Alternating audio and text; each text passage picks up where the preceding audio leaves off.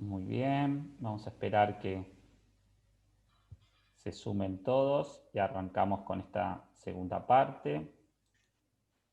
Aprovechamos, Hugo, a Sí. recordar el agradecimiento enorme del acompañamiento que nos da Servier, ¿no?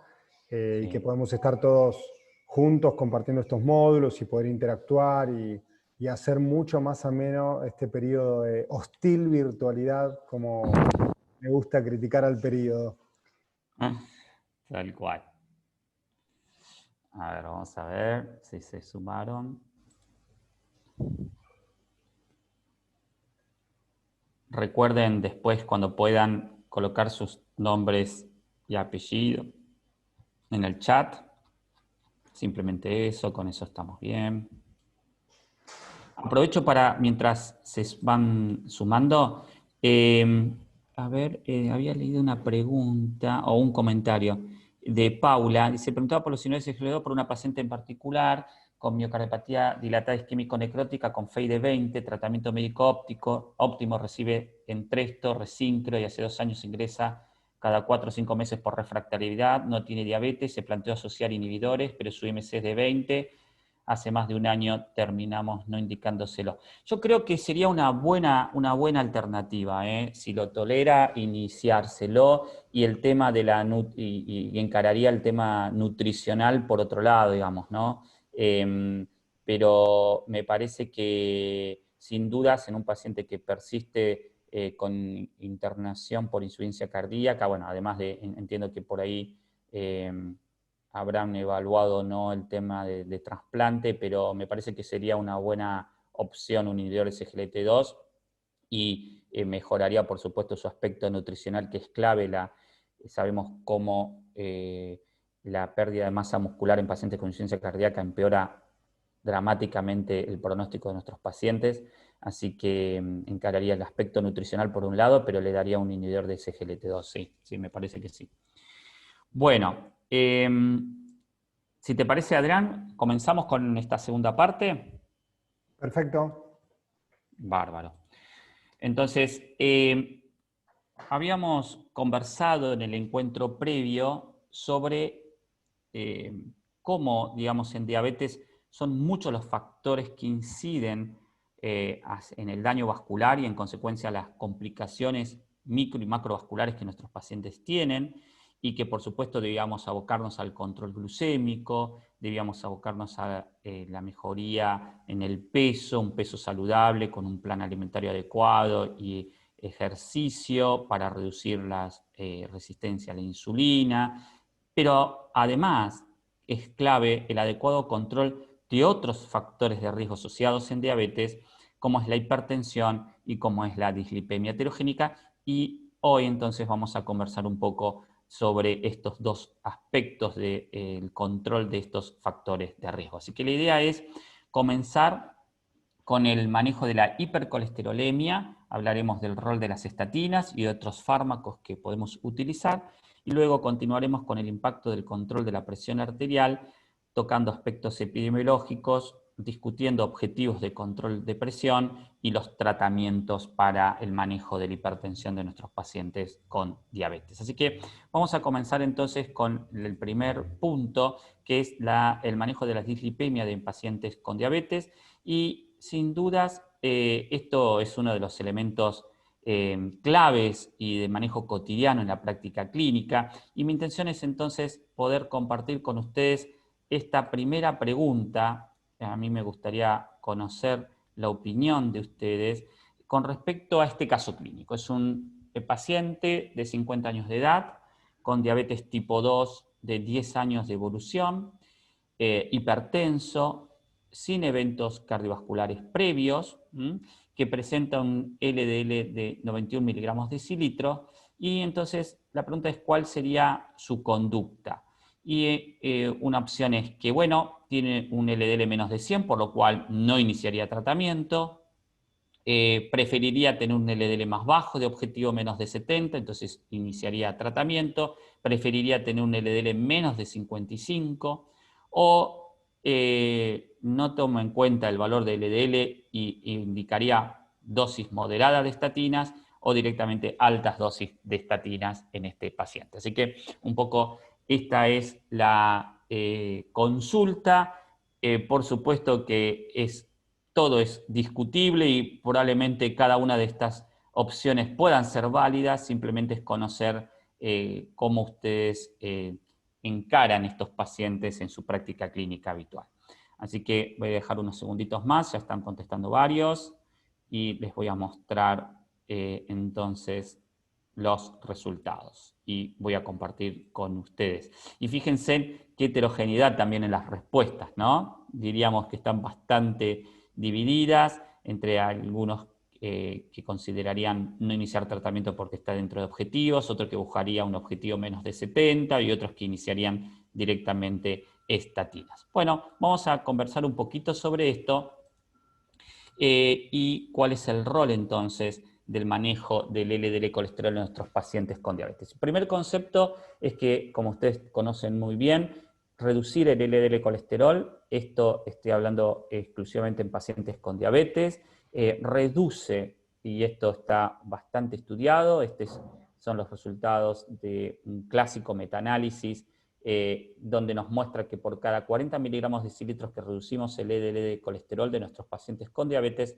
se reduce un 10% mortalidad global, se reduce un 20% eventos cardiovasculares fatales e infarto, un 25% revascularización, un 20% accidentes cerebrovasculares. Es decir que, sin dudas, dar estatinas y bajar el LDL colesterol es beneficioso en términos de eventos duros entre nuestros pacientes con diabetes.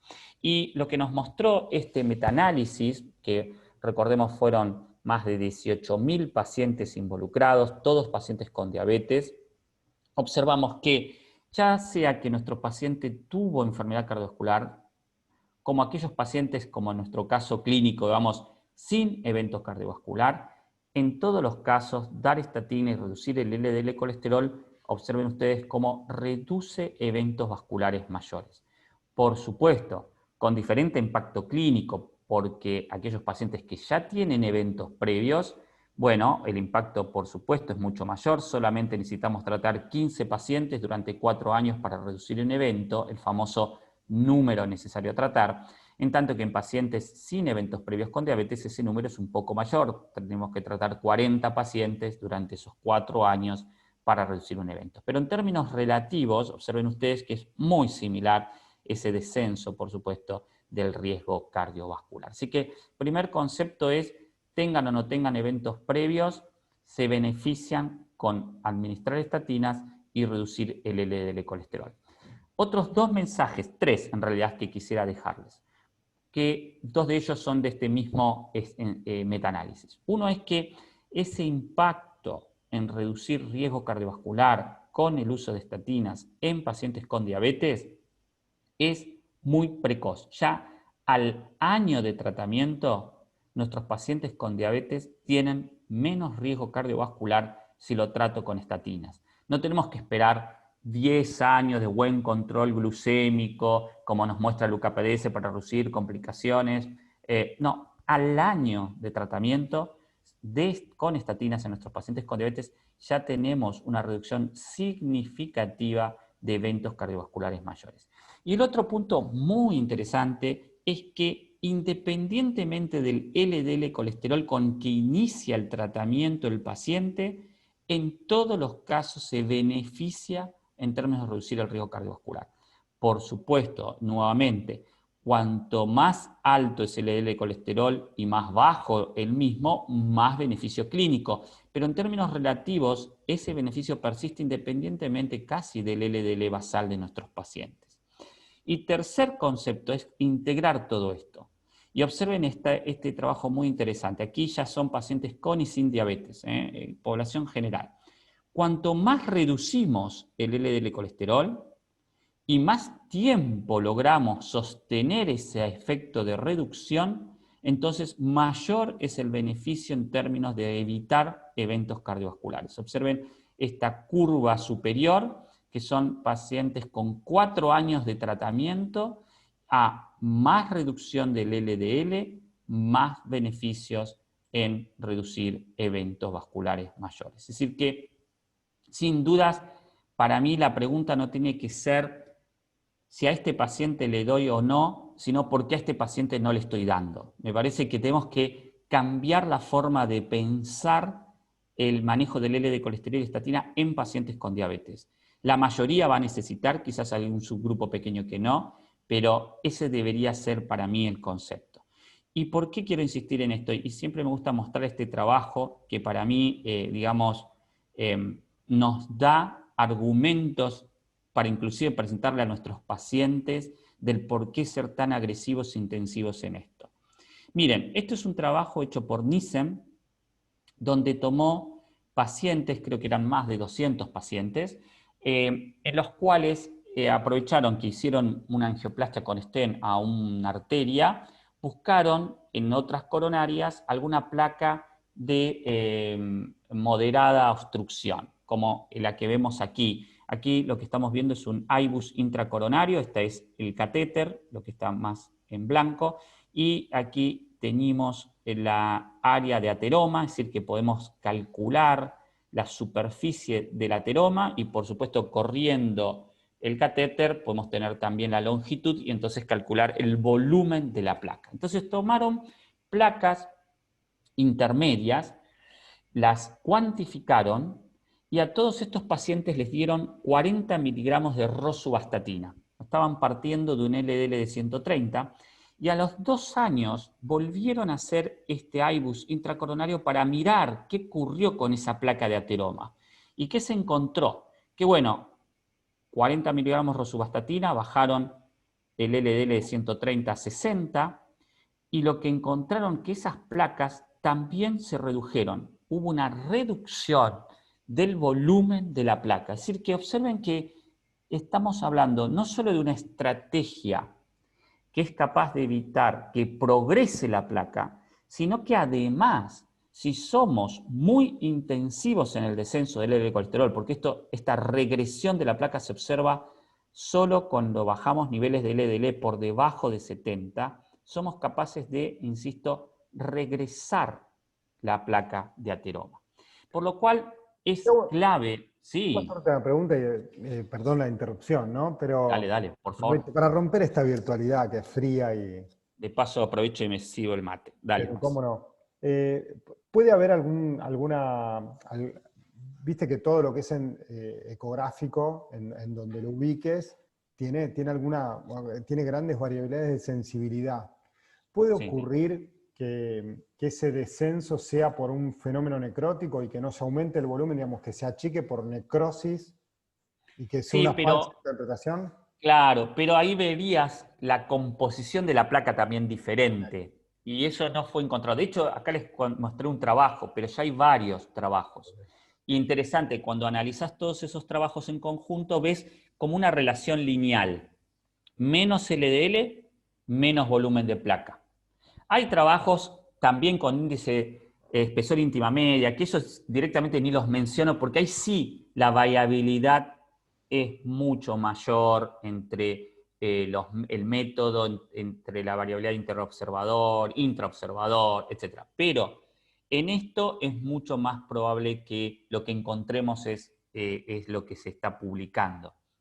Ahora, Claro. independientemente de eso, un paciente que ya tiene enfermedad coronaria y no progrese es un golazo.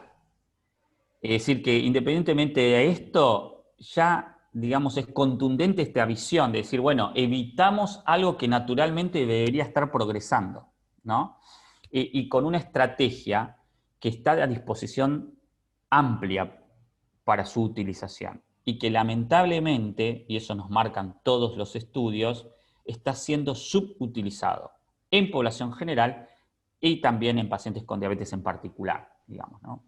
Así que sí, sin dudas, y yo creo que este esquema, hay muchas guías, si tomamos las guías americanas, ellos ingresan directamente por dar o no dar estatinas y dar altas dosis o no darlas.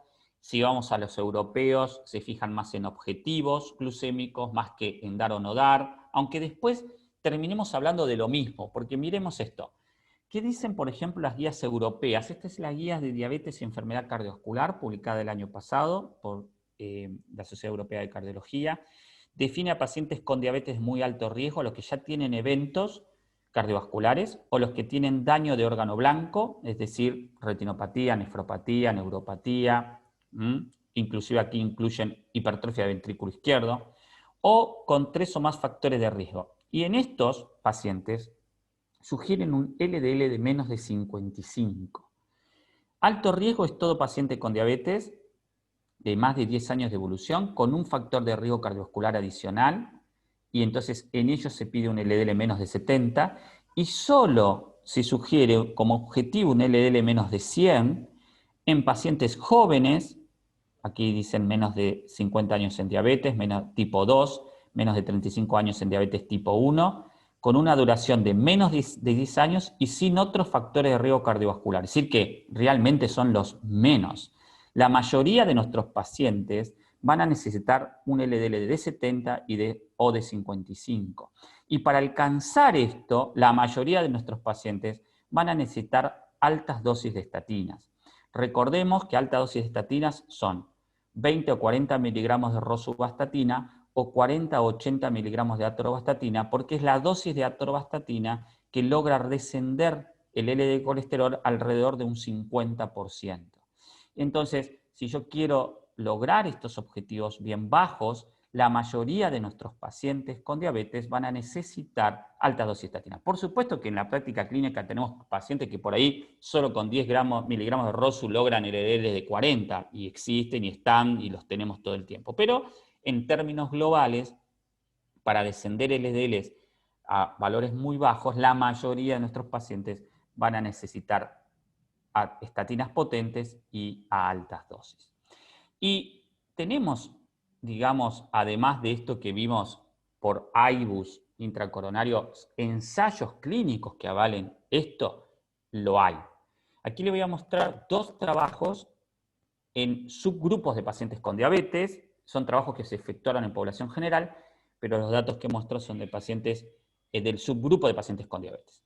Y lo que encontramos aquí es, este trabajo fue hecho en pacientes que ya tenían eventos cardiovasculares, enfermedad coronaria, pero eran estables, enfermedad coronaria estable, angina crónica estable, básicamente. Se randomizó a atorvastatina 10 miligramos versus 80. El LDL final de los pacientes que estaban con 10 miligramos de atorva fue de 99 miligramos decilitro y los que estaban con 80 fue 70. Es decir, ¿es lo mismo tener 90 que tener 70? No. Los pacientes con diabetes con 70 de LDL tuvieron menos eventos cardiovasculares mayores. Aquí el seguimiento y aquí el número necesario a tratar. Y en pacientes agudos, post-síndromes coronarios agudos, tenemos este trabajo que es pravastatina 40 versus atorva 80. LDL final en los pacientes con diabetes fue de 81 miligramos versus 57, bien agresivos. Y tener 80 o tener 57 no fue lo mismo. Tener alrededor de 55 miligramos de decilitros redujo eventos cardiovasculares mayores con solo 2 años de seguimiento y con este impacto clínico. Sin dudas, en esta población de pacientes con diabetes con eventos previos, crónicos o agudos, ser muy agresivos reduce eventos cardiovasculares mayores.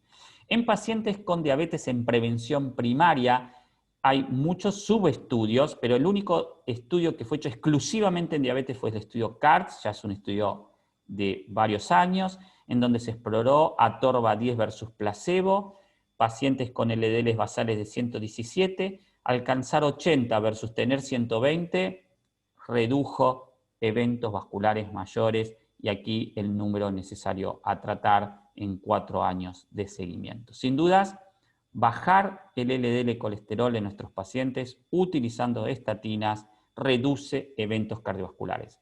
Y también lo hacen en pacientes adultos mayores. Miren este estudio, este es un estudio observacional, más de 40.000 pacientes mayores de 75 años, sin eventos cardiovasculares previos, seguidos por 5 años. Acá tenemos los gráficos de pacientes mayores de 75 años sin diabetes y aquí mayores de 75 años con diabetes tipo 2, y observemos cómo dar estatinas en pacientes con diabetes mayores de 75 años sigue siendo beneficiosos en reducir el riesgo cardiovascular, está por debajo de la línea del 1, recién comienza a trazarse la no eficacia a partir de los 85 años en un subgrupo, pero miren cómo, a diferencia de pacientes sin diabetes, los pacientes con diabetes, inclusive mayores, se benefician con dar estatinas y bajar el LDL colesterol. Así que, sin dudas, debemos hacerlo. Las estatinas es el fármaco más estudiado, del cual tenemos más de 25 ensayos clínicos. Vimos metaanálisis de más de 18.000 pacientes, etc. Y sin dudas dar estos fármacos que inhiben la síntesis de colesterol por inhibir la HMG-CoA reductasa son efectivos en bajar un 30-50% del LDL colesterol. Y si no logramos bajar a los objetivos que necesitamos, podemos incorporar ezetimibe, que inhibe la absorción de colesterol por actuar sobre esta proteína Niemann-Pick a nivel intestinal, evitando la absorción del colesterol intestinal, los cuales, sumados a las estatinas, logran reducir hasta un 65% del LDL colesterol. Estatinas altas dosis, potentes, más ezetimibe, pueden lograr estos descensos. Tenemos entonces herramientas muy, muy eficaces. Y miren cómo, si hay un subgrupo que se beneficia de ser agresivos y combinar estatinas y ezetimibe, son los pacientes con diabetes. Este es el estudio IMPROVE-IT, que eran todos pacientes post-síndromes coronarios agudos. Se randomizó simvastatina más ezetimibe versus simvastatina sola. Fíjense que estos pacientes sin diabetes, bueno, hubo una tendencia a tener menos eventos, pero el beneficio fue muy significativo a favor de la combinación en el subgrupo de pacientes con diabetes. Miren los LDLs. El grupo simvastatina solo tuvo alrededor de 70 de LDL. El grupo simvastatina ezetimibe menos de 55. No fue lo mismo tener 70 que tener 55 en el subgrupo de pacientes con diabetes post-síndrome coronario agudo. Por lo tanto, otra evidencia más que esos valores bien bajos se benefician los pacientes, sobre todo los pacientes con diabetes. Y si no alcanzamos esto, también disponemos de fármacos más novedosos, también más costosos y menos accesibles, que son los inhibidores del PCSK9. Recordemos que en el hígado, cuando esta lipoproteína LDL se une al receptor, se produce una endocitosis y en este endosoma se recircula el receptor y se degrada la lipoproteína. Y al recircular el receptor está disponible para hacer nuevamente ese clearance del LDL. Existe una proteína que regula este fenómeno de expresión de recirculado del receptor, que es el PCSK9. Cuando esta proteína se vincula al complejo lipoproteína receptor LDL, en vez de degradarse el LDL y recircular el receptor, también se degrada el receptor y hay una menor expresión en la superficie del hepatocito del mismo, por lo cual reduce el clearance del LDL colesterol. Y esto ha convertido a un target terapéutico y están los inhibidores de esta proteína que permite, al inhibir el PCSK9, expresar más receptores de LDL en el hepatocito. Y es efectivo en bajar el LDL tremendo, baja el LDL a valores increíbles. Aquí les voy a mostrar dos trabajos, los trabajos digamos, que han marcado un hito en estos fármacos. Uno es en Fourier con pacientes con eventos vasculares previos, crónicos y estables, y el estudio que se efectuó en pacientes agudos, con síndromes coronarios agudos. Aquí les muestro el LDL con que llegó la rama placebo. Todos estaban bajo estatina, la mayor dosis tolerada. En uno era 88 versus 30. 30 de LDL colesterol en el estudio Fourier. En el estudio Odyssey, 103 versus 66. Y tener estos valores reduce eventos. ¿Y qué grupo es el que más se beneficia? Por supuesto, los pacientes con diabetes. Así que, sin dudas, tenemos estrategias de tratamiento, esta última muy limitada a subgrupos muy específicos de pacientes, básicamente pacientes que tienen eventos vasculares a repetición, pacientes con hipercolesterolemia familiar, que no logramos descender sus LDL colesterol con estatinas y ezetimibe, y que a pesar de todo eso persiste con LDL arriba de 100. Entonces es para un subgrupo porque, bueno, los costos son altos, el acceso es dificultoso. Simplemente para terminar con este capítulo de manejo de la hipercolesterolemia de nuestros pacientes, comentarles que existen otros fármacos que se están explorando y evaluando. Uno de ellos es el ácido bempedoico. El ácido bempedoico es un inhibidor oral de una enzima que está un paso previo a la HMG-CoA reductasa, que es la adenosina trifosfatocitrata liasa, que lo que hace es inhibir también la síntesis de colesterol. Pero ¿cuál es la diferencia? La diferencia es que solo ingresa en el hepatocito y no ingresa en el músculo. Por lo tanto, no produce mialgias por estatinas o trastornos musculares asociados a las estatinas. Sin embargo, la eficacia en reducir el LDL colesterol es más moderada, pero es un fármaco entonces atractivo para los casos en que los pacientes no toleren altas dosis de estatinas o directamente no toleren las estatinas, y bueno, entonces el ácido bempedoico podría ser de una utilidad. El otro punto fármacos que sí ya existen, pero están exclusivamente limitados a hipercolesterolemias familiares homocigotas, el lopitapide y el mimopersen, no voy a hablar mucho de esto, simplemente comentarles que otro fármaco que es muy interesante y que se va a venir es el inclisiran, que lo que hace es inhibir la síntesis del PCSK9, es decir, directamente reducir su síntesis, pero lo interesante es que este fármaco es de aplicación semestral, o sea, son 2 aplicaciones por año y se inhibe el PCSK9 porque se reduce su síntesis y tiene una capacidad de reducir el LDL de colesterol realmente muy, muy interesante. Así que simplemente comentarles hacia dónde está yendo el manejo del LDL de colesterol más allá de las estatinas, que es la mejor herramienta que tenemos y que lamentablemente está subutilizada.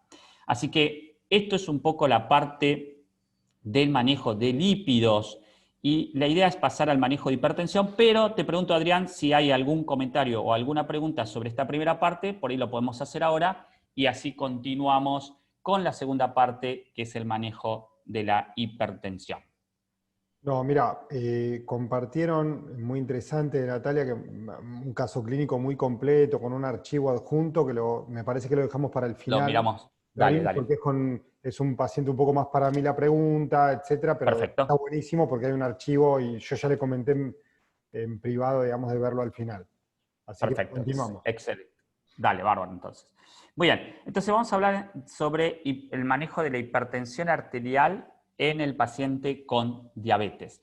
Y aquí, por supuesto, también disponemos de muchas evidencias del impacto que tiene el incremento de la presión arterial en términos de producir e incrementar eventos cardiovasculares.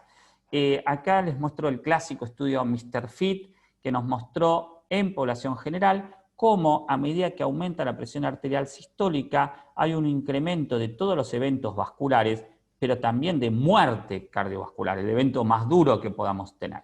Ahora, ¿qué ocurre en pacientes con diabetes? Esto es mucho más dramático aún, casi el doble o el triple en algunos casos de eventos cardiovasculares y muerte cardiovascular a iguales valores de presión arterial que la población general. y esto está bastante bien estudiado, cómo el incremento de la presión arterial produce por cada 10 milímetros de mercurio que aumenta la presión arterial sistólica, un incremento de stroke, un incremento de infarto, de insuficiencia cardíaca, de amputación, y también podríamos seguir retinopatía, nefropatía, etc. Es decir, que de esto tenemos muchas evidencias en población general y en pacientes con diabetes en particular también. Ahora, ¿por qué a los pacientes con diabetes la hipertensión parece generarle más daño? Bueno, probablemente hay muchas hipótesis. Por supuesto, una de ellas es que, bueno, los pacientes con diabetes tienen mayor disfunción endotelial, tienen mayor otros factores de riesgo asociados del síndrome metabólico y que entonces todo eso genera un mayor riesgo cardiovascular, y todo esto lo estuvimos conversando en el primer encuentro. Pero un elemento clave a considerar es el tema de la microcirculación y la autorregulación del flujo. Por ahí un paciente hipertenso puro, digamos, sin diabetes y sin otros factores de riesgo, el aumento de la presión sistémica es amortiguado por la autorregulación del flujo de los órganos, y entonces el órgano final, el riñón, el corazón, el cerebro, esa hipertensión sistémica está atenuada porque logró la microcirculación reducir ese impacto sistémico. En cambio, sabemos que los pacientes con diabetes está alterada esa regulación del flujo en los órganos por una mayor disfunción endotelial y una alteración de la microcirculación. Entonces, todo aumento de la presión sistémica se traslada directamente al órgano, al riñón, al corazón, etc. Y entonces por esto se cree que en parte la hipertensión genera un mayor daño en diabetes que en pacientes sin diabetes. Hay una mayor transmisión de toda esa presión hacia el órgano final. ¿Cuán frecuente es la hipertensión entre pacientes con diabetes? Bueno, es mucho más frecuente que en población general. Aquí les muestro datos locales. Esto fue un trabajo hecho en Corrientes, en la provincia de Corrientes, en la ciudad de Virasoro. Fíjense aquí cómo el 72% de los pacientes con diabetes tuvieron hipertensión comparado contra el 40% de los pacientes sin diabetes. Los pacientes con diabetes son más frecuentemente hipertensos. La mayoría de nuestros pacientes con diabetes son además hipertensos. Y entre pacientes hipertensos, ¿cuán frecuente es la diabetes? Y esta es la otra forma de ver la cara de la moneda. Y fíjense en cómo entre los hipertensos de este estudio Carmela, que fue hecho en varias ciudades latinoamericanas, los hipertensos tenían más frecuentemente diabetes que los pacientes sin hipertensión. Tenían casi 4 veces más frecuentemente diabetes. Claro, lo que estamos viendo aquí es que existe una profunda interrelación entre hipertensión y diabetes. Fíjense en cómo hay un montón de vías fisiopatológicas comunes que vinculan la hipertensión con la diabetes y la diabetes con la hipertensión. La disfunción endotelial, el estrés oxidativo, la sobreactivación simpática, el sistema renina-angiotensina-aldosterona más elevado, el hiperinsulinismo, etc. Todos procesos que vinculan e interaccionan tanto la diabetes como la hipertensión arterial. El otro dato que no debemos dejar de remarcar es cuántos de nuestros pacientes hipertensos se encuentran adecuadamente controlados. Y aquí les quiero mostrar los estudios Renata que fueron efectuados en 25 ciudades de Argentina, más de 5.900 pacientes evaluados, y estos estudios, aquí les muestro el Renata 1 que fue publicado en el 2007, encontraron que un 36% de la población presentaba hipertensión arterial, y lo interesante del trabajo fue que solo 1 de cada 4 de esos pacientes hipertensos conocían que tenían hipertensión, estaban tratados y estaban controlados. Esto fue en el 2007. Uno diría, bueno, pasaron muchos años, seguramente estos números han mejorado. Y en la segunda cohorte del 2016, el RENATA 2 nos muestra exactamente lo mismo.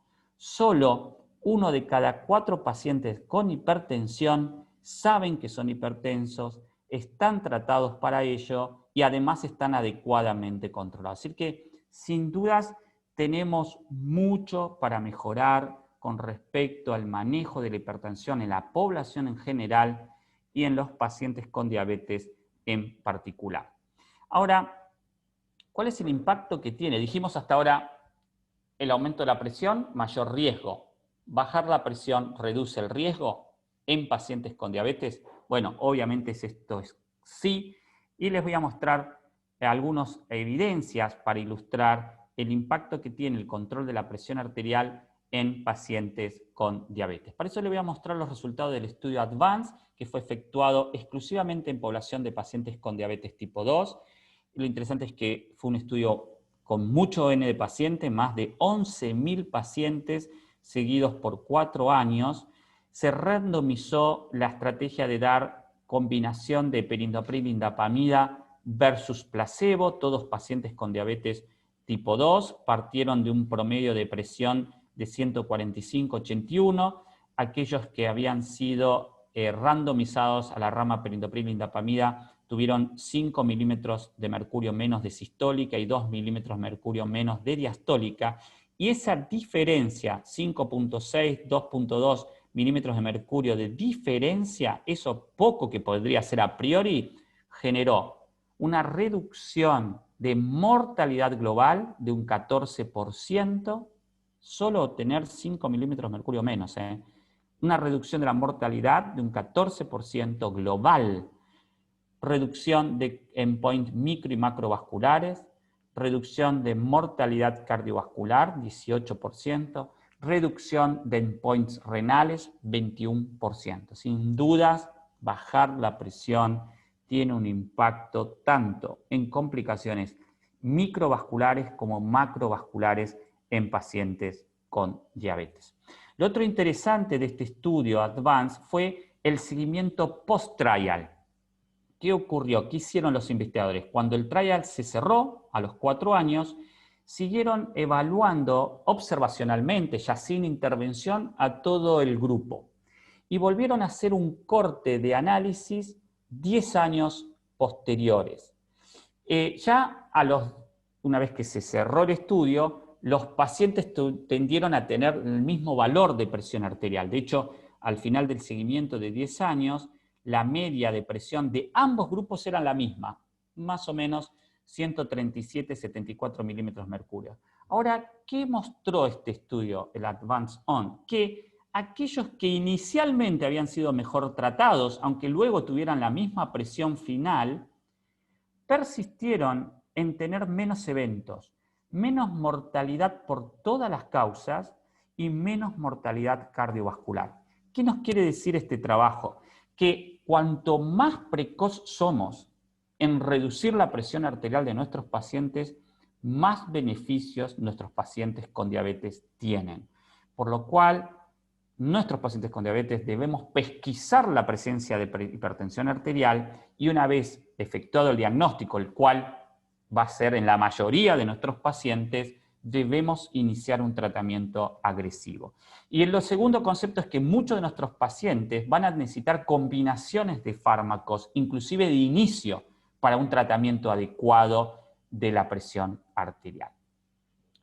A manera de resumen, entonces, les quiero mostrar, a manera de resumen, del impacto que tiene la reducción de la presión arterial en la reducción de complicaciones de nuestros pacientes. Es este metaanálisis de más de 40 ensayos clínicos randomizados con más de 100.000 pacientes, todos con diabetes, y observemos cómo, en síntesis, entonces, por cada 10 milímetros de mercurio que descendemos la presión arterial sistólica, reducimos 13% mortalidad global, retinopatía, 17% albuminuria, 30% casi accidente cerebrovascular, 12% enfermedad coronaria, 11% eventos cardiovasculares globales y 13%, sí, como decíamos, mortalidad global.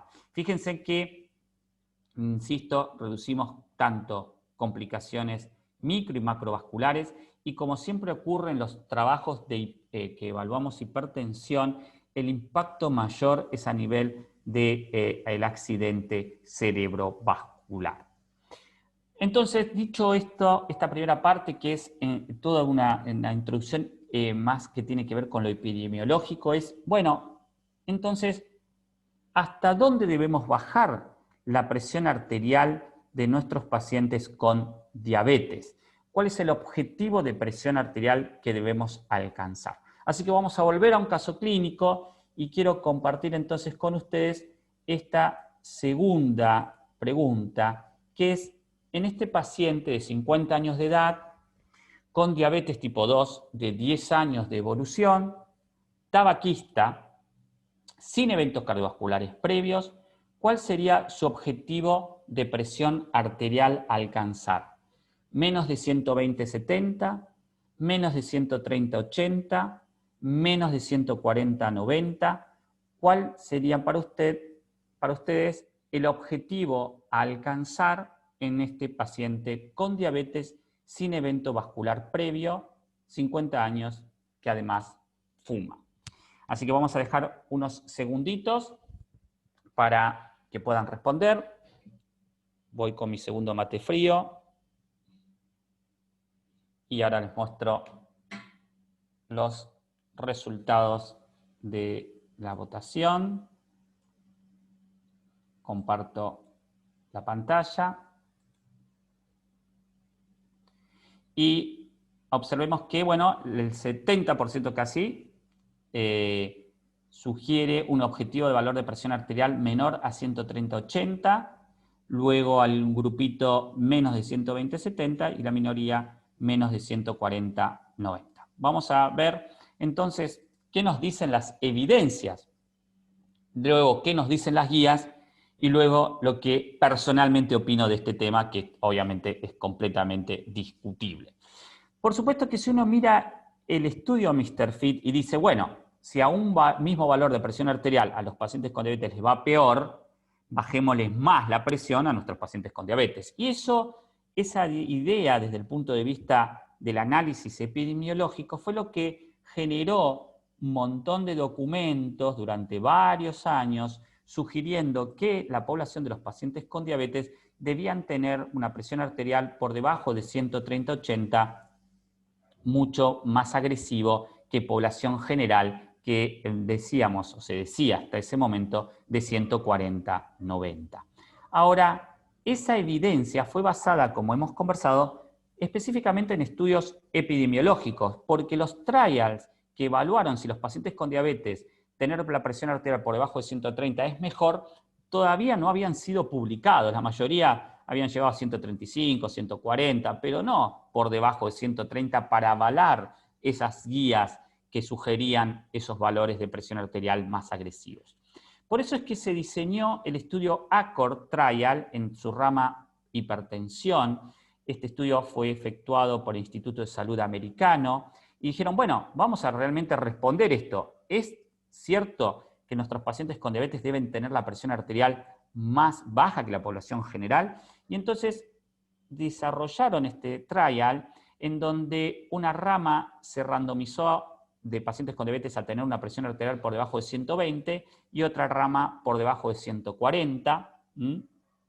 La mayoría de estos pacientes tuvieron en el promedio una presión arterial por debajo de 139/76 en promedio, y la rama que fue randomizada a menos de 120 alcanzó finalmente 119/64 de presión arterial, lograron estar por debajo de 120. La rama de 140 llegó hasta 133/70, ahí peri 130, digamos.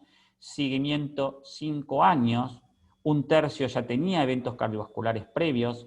¿Y qué ocurrió? ¿Fue mejor tener más baja la presión arterial en pacientes con diabetes en términos de endpoints duros, de infarto, stroke y muerte? Bueno, no hubo diferencias. Tener por debajo de 120 versus tener por debajo de 140 no redujo este MACE, este endpoint primario, de infarto, stroke y muerte. Sí redujo menos stroke, sí redujo la progresión de albuminuria, pero no redujo este endpoint combinado de infarto, muerte y stroke. Y nuevamente, esto es algo que vemos nuevamente, insisto, comúnmente en los ensayos clínicos en hipertensión, que hay una relación lineal entre descenso de presión arterial y reducción de stroke, tanto en pacientes con diabetes como en pacientes sin diabetes. Estos son resultados del estudio on target que exploró ramipril 10 versus telmisartán versus la combinación. Y aquí les muestro este subanálisis entre pacientes con y sin diabetes que ocurrió con stroke. Y miremos entonces cómo esa relación lineal persiste. Ahora, cuando miramos infarto o muerte cardiovascular, la cosa es diferente. No hay ya una relación lineal, sino que hay como una curva en J. Es decir, si bajamos la presión, por supuesto reducimos muerte, y esto estuvimos hablando en todas las primeras diapositivas, pero ojo que si bajo mucho, y ese bajar mucho en realidad es cuando bajo por debajo de 110, no solo que se aplana esto, sino que hasta podría ligeramente incrementar el riesgo.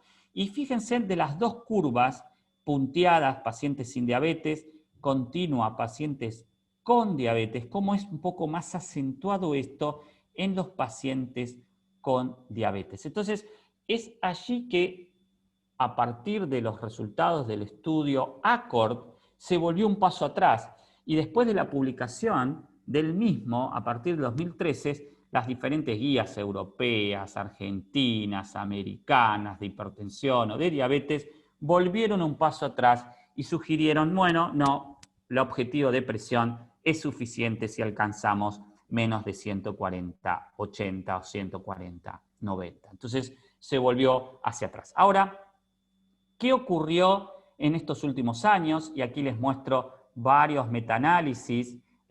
Fíjense aquí, algunos publicados 2011, 2016, aquí puse alguno más nuevo, 2019. Son todos metaanálisis hechos en pacientes con diabetes, tratando de explorar, consumando más ensayos clínicos y más datos, cuál entonces es el mejor objetivo de presión arterial. ¿Y cómo podemos resumir todas estas evidencias? Que sin dudas, si nuestros pacientes ya logran alcanzar una presión por debajo de 140, es donde más efecto e impacto tenemos. Reducimos muerte, infarto, ACV, insuficiencia cardíaca, etc. Si bajamos por debajo de 130, entonces sumamos algún beneficio extra en bajar stroke, bajar albuminuria. Y la mayoría de los trabajos sugieren no bajarlo por debajo de 120, diría yo 120, 110. Esto, digamos, es el resumen de la evidencia de estos metaanálisis que exploraron el impacto de bajar objetivos de presión más estricto entre nuestros pacientes con diabetes. ¿Qué nos sugieren últimamente las guías? La guía americana de diabetes sugiere iniciar tratamiento en todo paciente con diabetes mayor de 140-90 y una vez que iniciamos tratamientos, entonces fijarnos objetivos de menos de 140-90 para la mayoría de nuestros pacientes, pero si nuestros pacientes tienen un alto riesgo cardiovascular o evento vascular previo, bueno, entonces también considerar un objetivo de presión arterial más estricto. ¿Qué nos dicen las guías europeas de hipertensión y de diabetes?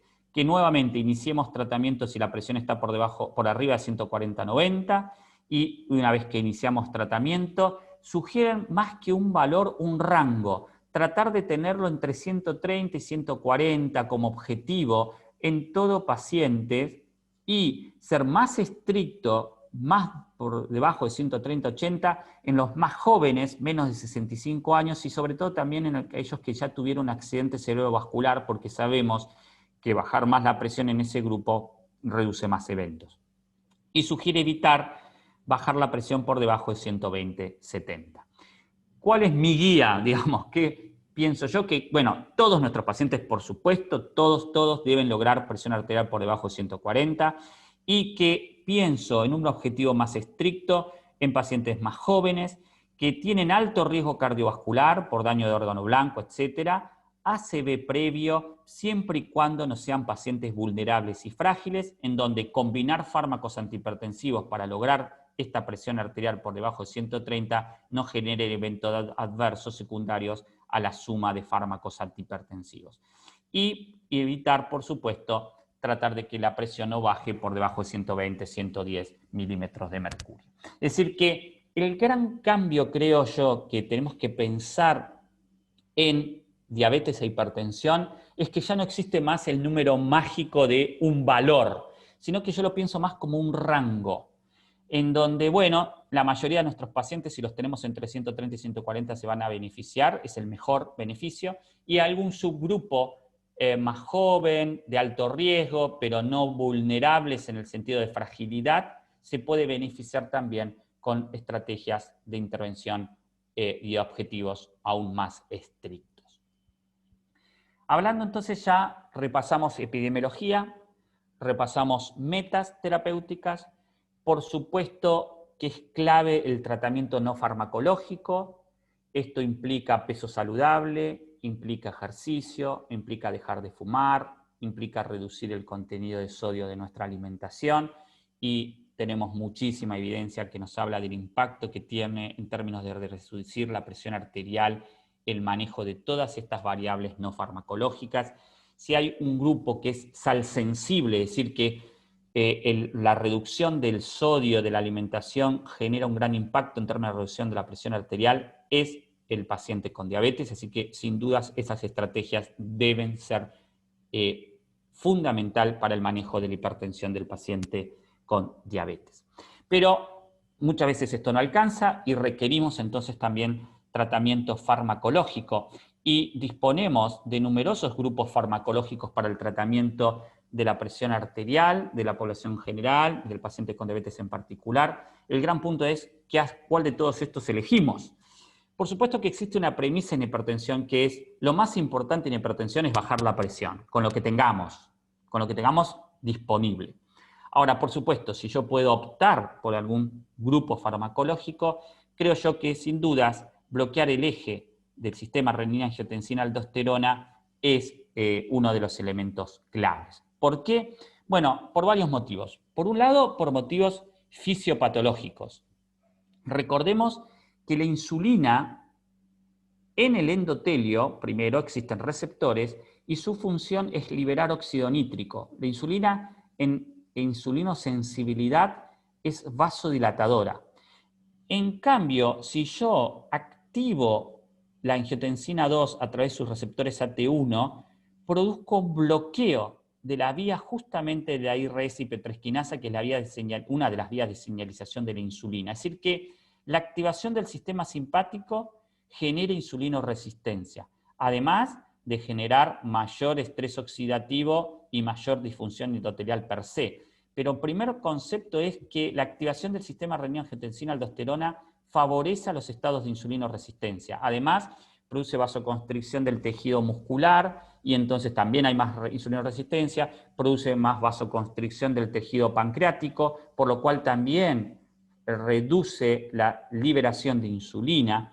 Y además existen sistemas, el sistema renina-angiotensina-aldosterona dentro del islote pancreático, y lo que se sabe es que la activación del sistema renina-angiotensina-aldosterona en el páncreas produce un mayor grado de fibrosis del islote, por lo cual también favorece a una mala evolución, a un empeoramiento del cuadro de diabetes. Es decir que, sin dudas, desde el punto de vista fisiopatológico, tenemos mucho elemento que vincula la activación o la sobreactivación del sistema renina-angiotensina-aldosterona con la diabetes. Así que desde ese punto de vista, sin dudas. Pero además, desde el punto de vista clínico, miremos cuál es el impacto de bloquear el sistema renina-angiotensina-aldosterona en pacientes con enfermedad coronaria, independientemente de bajar la presión. Aquí los tres trabajos más importantes, que fueron todos con IECAS, ramipril, con perindopril y con trandolapril. Acá el N de pacientes con diabetes que habían involucrados estos estudios. Y como ven ustedes, el bloquear el sistema renina-angiotensina-aldosterona en pacientes con enfermedad coronaria, con o sin diabetes, muestra, bueno, en el ramipril fue significativa la reducción de eventos y una tendencia en el estudio perindopril y trandolapril, que fueron estudios más cercanos en el tiempo. Lo que nos muestra estos trabajos es que, bueno, en la época en donde en el HOPE no había estatinas y los pacientes tenían muchos eventos, dar un YECA independientemente de la presión arterial reducía eventos cardiovasculares. En estudios más cercanos, en donde el uso de lipolipidantes fue aumentando y la rama, digamos, y los eventos fueron reduciéndose en estos pacientes, entonces allí el bloqueo, independientemente de la presión arterial, fue perdiendo fuerza. Pero bueno, si lo que yo necesito es bajar la presión arterial, este es un elemento más que me hace pensar que bloquear el eje en pacientes con enfermedad coronaria previa es muy atractivo. Pero fuera y corriéndome de la enfermedad cardiovascular en pacientes con diabetes, hay otro elemento que me apoya el uso de inhibidores del sistema renina-angiotensina-aldosterona, que es el impacto renal. Sabemos muy bien que en tanto IECAS como bloqueantes receptores de la angiotensina producen reducción de la albuminuria y que reducir la albuminuria reduce la progresión de eventos renales. Esto que les muestro aquí es en población general, donde muchos de estos trabajos había pacientes con diabetes. Si vamos exclusivamente a pacientes con diabetes, tenemos muchos trabajos que nos muestran cómo evitan la aparición de nefropatía y si ya el paciente tiene, evita su progresión, inclusive a estadios avanzados. Por lo tanto, sin dudas, la utilización de fármacos que bloqueen el sistema renina-angiotensina-aldosterona, no solo por un tema fisiopatológico, sino sobre todo por un tema de evitar la aparición de nefropatía o la progresión de la misma en pacientes con diabetes, se transforma para mí en uno de los elementos claves.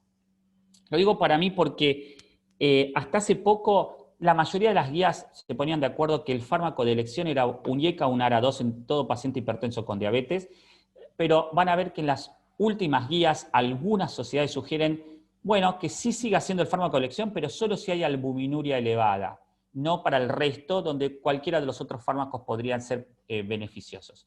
Sin dudas, insisto que lo más importante en hipertensión es bajar la presión, no importa con qué, pero creo que por todo esto que fui desarrollando, yo sigo eligiendo, por lo menos, si tengo que elegir un solo fármaco, aunque yo sé que la mayoría de nuestros pacientes con diabetes van a necesitar más de uno, bueno, elegir un fármaco que bloquee el sistema renina-angiotensina-aldosterona en pacientes con diabetes. ¿Es mejor un IECA que un ARA2 o un ARA2 que un IECA? Bueno, esto también lo traigo a colación porque van a ver, por lo menos, no tanto ahora, pero sí guías más viejas, decía, bueno, si el paciente es con tiene diabetes tipo 1 más de un IECA, si tiene diabetes tipo 2 más un ARA2. Bueno, en realidad, fíjense, en términos de impacto renal, si analizamos metaanálisis, esto es evaluando, insisto, impacto renal, IECAS versus placebos o bloqueantes receptores de angiotensina versus placebo, o IECA versus otro comparador antihipertensivo, o bloqueantes receptores de angiotensina versus otro comparador antihipertensivo, en todos los casos, ambos grupos farmacológicos demostraron beneficios en términos de impacto renal. Esto es uno de los tantos metaanálisis que tenemos. Y cuando comparamos uno frente a otro, no hubo diferencias entre un IECA y un bloqueante receptor de la angiotensina. Así que ambos grupos farmacológicos son, digamos, adecuados para reducir el riesgo renal de nuestros pacientes. Cuando vamos ya no en riesgo renal, sino en riesgo vascular, bueno, ahí vemos algunos metaanálisis que nos muestran que los IECAS comparados contra placebo o otros antihipertensivos son efectivos en reducir eventos vasculares y muerte cardiovascular, insuficiencia cardíaca, en tanto que algunos metaanálisis nos muestran que comparando bloqueantes receptores de angiotensina versus placebo o otros tratamientos antihipertensivos son efectivos en reducir insuficiencia cardíaca, pero no alcanzaron significancias para los otros trabajos. Ojo, acá no están comparando IECAS versus antagonistas, sino antagonistas versus placebo o IECAS versus placebos o tratamientos activos. Cuando uno analiza esto debemos tener cuidado porque estos metaanálisis con IECAS, muchos de ellos fueron hechos en la década del 80, principios del 90, donde había poco uso de estatinas. Entonces, nuevamente, cuando había pocas herramientas para reducir el riesgo, mucho más jerarquía tenía bloquear el sistema renina-angiotensina-aldosterona. Actualmente eso se fue reduciendo y, de hecho, si uno compara impacto vascular entre IECAS y bloqueantes receptores de la angiotensina en estudios más modernos. Aquí les muestro un metaanálisis publicado el año pasado que incluyó 8 ensayos clínicos randomizados que comparó IECAS versus bloqueantes de receptor de angiotensina. Como vemos aquí, tanto en mortalidad general, cardiovascular, infarto, stroke, fueron muy similares. En donde encontraron una diferencia a favor de los IECAS es en reducir internaciones por insuficiencia cardíaca. Luego, para el resto de los endpoints vasculares, comparar IECAS con un bloqueante receptor de la angiotensina fue bastante similar. Así que la clave es bloqueemos el eje del sistema en nuestros pacientes con diabetes para reducir la presión arterial y además evitar la progresión hacia nefropatía o la aparición de la nefropatía y probablemente también insuficiencia cardíaca o algún evento vascular. Ahora, como dijimos, la mayoría de nuestros pacientes hipertensos con diabetes no vamos a lograr controlar adecuadamente con un solo fármaco. La mayoría de nuestros pacientes vamos a necesitar combinaciones de fármacos. Y para las combinaciones de fármacos hay trabajos tantos que avalan la utilización de diuréticos. Bueno, hemos visto en el estudio Advance perindopril más indapamida, por ejemplo. También tenemos trabajos que avalan con bloqueantes cálcicos, y ahí tenemos el estudio Accomplish, benacepril con amlodipina versus benacepril con hidroclorotiazida, mostrando más beneficios de la combinación con bloqueantes cálcicos. Es decir, que tenemos trabajos que nos digamos, avalan ya sea el uso de diuréticos como segundo fármaco o el uso de bloqueantes cálcicos como segundo fármaco. Y si con 2 fármacos no logramos un adecuado control, bueno, agreguemos el otro. Es decir, si yo ya usé un IECA y un diurético y no logré buen control, agregaré un bloqueante cálcico. Y si yo ya usé un bloqueante de receptor de angiotensina y un bloqueante cálcico y no logré un buen control, agregaré un diurético. Lo que sí no debemos hacer es combinar un IECA más un bloqueante cálcico juntos, el doble bloqueo. Eso está contraindicado y tenemos el estudio On Target que nos mostró que si bien pudieron ser efectivos en bajar más la presión combinándolos, aumenta el riesgo de hipercalemia, de falla renal aguda, etc. Por lo cual su combinación está contraindicada. Es decir que entre el bloqueo del sistema, el diurético y el bloqueante cálcico se encontrarían nuestros esquemas de tratamiento para el manejo de nuestros pacientes. Y si nuestros pacientes están tratados con un IECA, con un betabloqueante, con un diurético, con un ORA2, betabloqueante, diurético, etc., y no logra un buen control, entonces allí hablamos y iniciamos otro capítulo, que es la hipertensión resistente, en donde deberíamos, primero, confirmar que es hipertenso resistente. Segundo, evaluar si confirmamos que es hipertenso resistente, causas secundarias de hipertensión. Y si las descartamos, el cuarto fármaco de elección son los antialdosterónicos. No son los betabloqueantes, sino que son los fármacos antialdosterónicos, eplerenona o espironolactona, porque se evidenció que aquellos pacientes hipertensos resistentes son más sensibles a la acción de la aldosterona, sobre todo los hipertensos resistentes con diabetes. Y dar 25-50 miligramos nada más de espiro o eplerenona reducen significativamente la presión arterial de estos pacientes hipertensos resistentes. Aprovecho, Huguito, para volcar un poco a mi gremio, ¿no? Digamos, sí. Uno se olvida que en el andar uno es endocrinólogo y el hiperaldosteronismo puede ser una asociación, lo que es hipertensión refractaria, sobre todo en población más joven, etcétera, pero bueno, no porque justamente una herramienta empírica es que si vos das espironolactona en esto y responde, es prácticamente casi diagnóstico de un hiperaldosteronismo primario, ¿no? En el caso de que lo curse.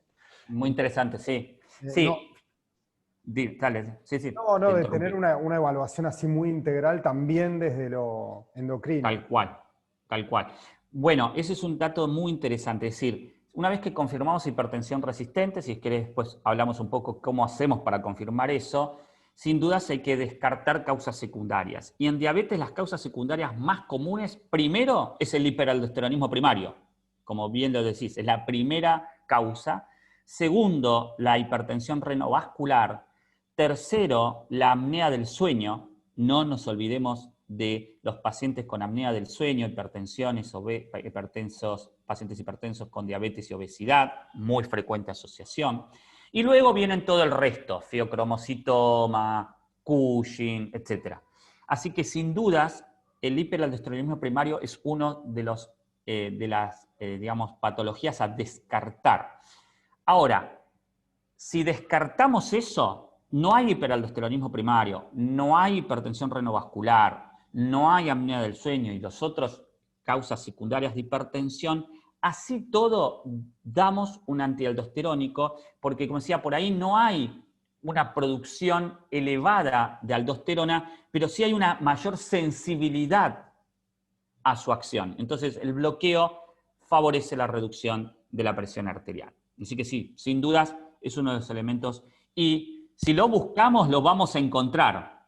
Encontramos hiperplasias de las glándulas suprarrenales con producción de aldosterona, podemos encontrar adenomas, y digamos, la verdad que si lo encontramos, lo vamos a buscar más de lo que pensamos. Y ahí Matías pregunta o sugiere, digamos, que con el advenimiento de los glucosúricos pudiera como dejar en un segundo plano a los grupos diuréticos puros. ¿Cuál es tu opinión? Bueno, dos cosas.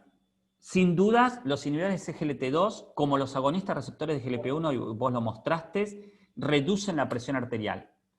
Y en pacientes con presión más elevadas, reduce más. De hecho, en pacientes con diabetes con presión arterial más de 140-90, los inhibidores SGLT2, como los agonistas receptores GLP-1, pueden inclusive hasta reducir más de un 5 milímetros de mercurio, muy similar a cualquier antihipertensivo. Así que, sin dudas, es un elemento que debemos considerar. Segundo, ¿son los inhibidores de SGLT2 como los nuevos diuréticos? Pues no. De hecho, esto es interesante. Los diuréticos, al igual que los inhibidores de SGLT2, al principio la reducción de la presión arterial pueden ser por natriuresis y diuresis osmóticas, pero luego los diuréticos en realidad reducen la presión por vasodilatación. ¿Y esto es por qué? Porque luego de sacar el exceso de sodio inicial, el efecto que tiene el diurético es la pérdida de sodio corporal total que reduce la excitabilidad de la célula muscular lisa de los vasos sanguíneos y en realidad lo que hace es entonces tener un efecto vasodilatador.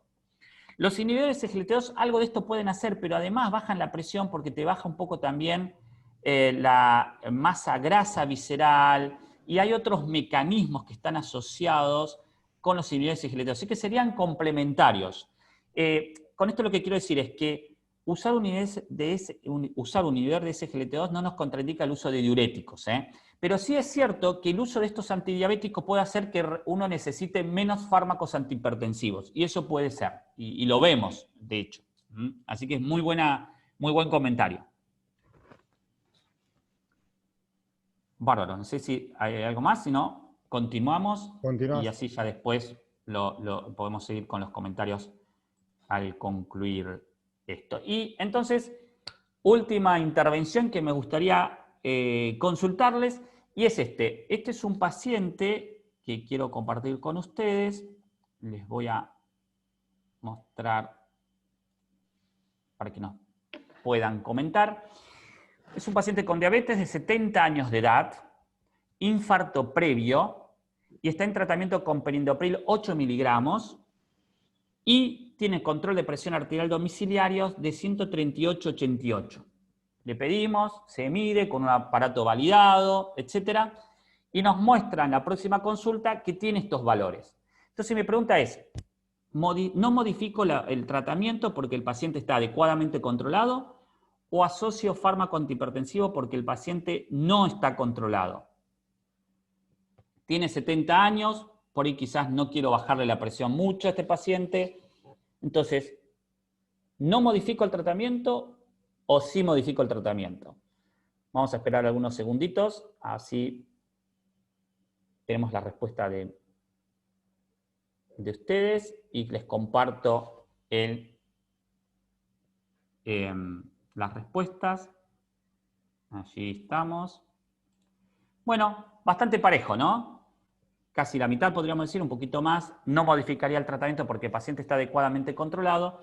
Y otro porcentaje asociaría a otro fármaco, el paciente no está controlado. Entonces acá, independientemente de qué objetivo quisiera yo lograr en mi paciente, si soy o no soy tan agresivo, el concepto de esta pregunta es que el valor para definir hipertensión arterial tomando en cuenta los valores de presión domiciliarias son diferentes a los valores de presión que usamos para definir hipertensión en el consultorio.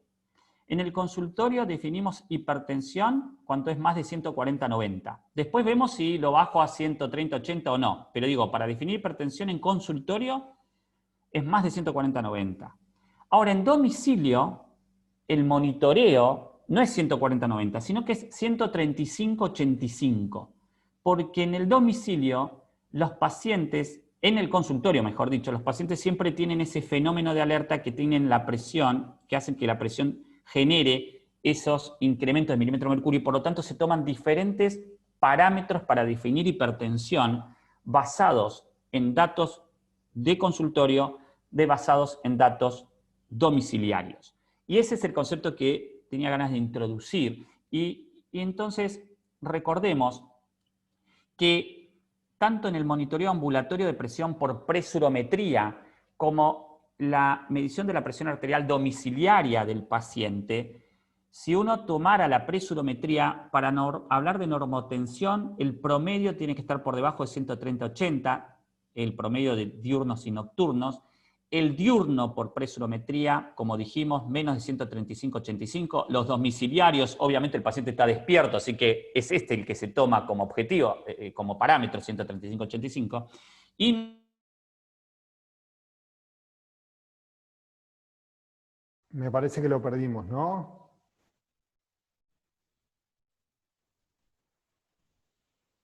¿Alguien me escucha? Lo perdí yo.